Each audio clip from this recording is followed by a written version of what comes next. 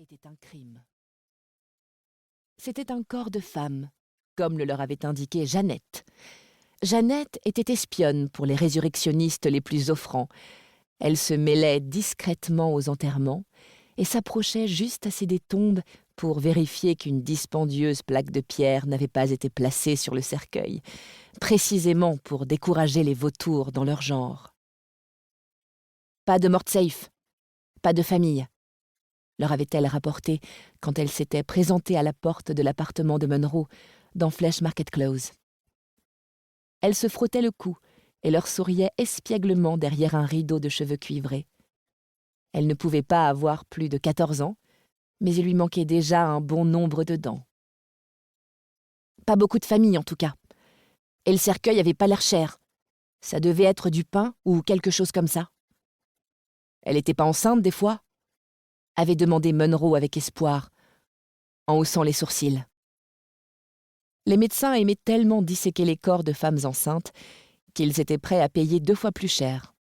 Jeannette avait secoué la tête et tendu la main pour recevoir son argent. Dès la nuit tombée, Munro et Davy étaient partis avec leurs brouettes, leurs pelles et une corde. Davy détourna les yeux en retirant la robe grise légère du cadavre. Même dans la pénombre, il se sentit rougir. Bien qu'il n'eût jamais déshabillé une femme vivante, il ne comptait plus le nombre de fois où il avait enlevé les vêtements d'une femme dans les heures suivant sa mise en terre. Il observa la pierre tombale, à demi dissimulée par la pénombre et les mauvaises herbes. Pénélope Harkness. « Merci pour les 8 guinées, Pénélope Harkness, » pensa-t-il. « Donne-la-moi, » dit Munro. Davy lui jeta la robe. Après avoir remis toutes les affaires de la femme dans le cercueil vide, Munro se hissa hors du trou. « Parfait !» lâcha-t-il en se frottant les mains pour en faire tomber la terre. « Manque plus qu'à reboucher le trou et ficher le camp d'ici. » Munro n'ajouta rien, mais lui aussi sentait quelque chose d'étrange, comme une rareté de l'air qui empêchait de bien respirer. À la fenêtre du presbytère, la bougie s'était éteinte. « Tu ne penses pas qu'elle est morte de la fièvre, dis !» chuchota Davy. Même si la peau de la femme n'était ni grêlée, ni tachée de sang, on ne pouvait pas ignorer les rumeurs. Si la fièvre romaine était vraiment de retour à Édimbourg... « Bien sûr que non !»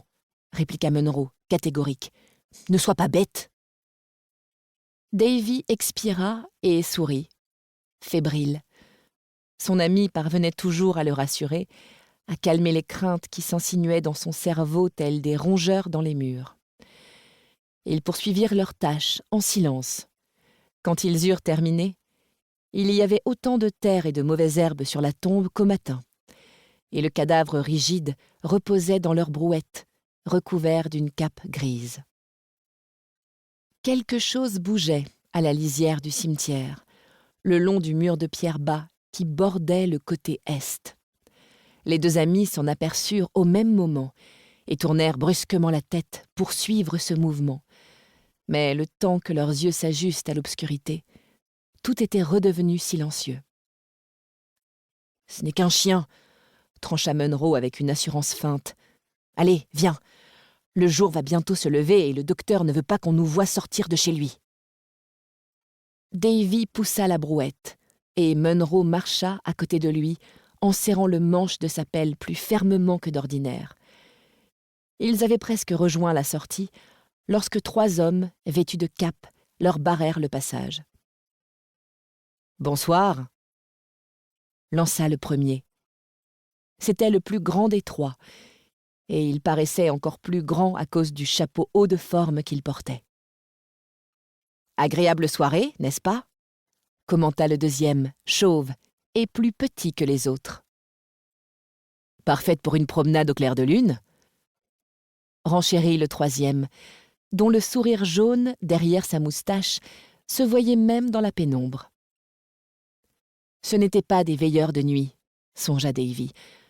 Peut-être des résurrectionnistes, comme eux. Munro était visiblement parvenu à la même conclusion. « Laissez-nous passer !» lança-t-il d'une voix qui tremblait à peine, en se plantant devant Davy et la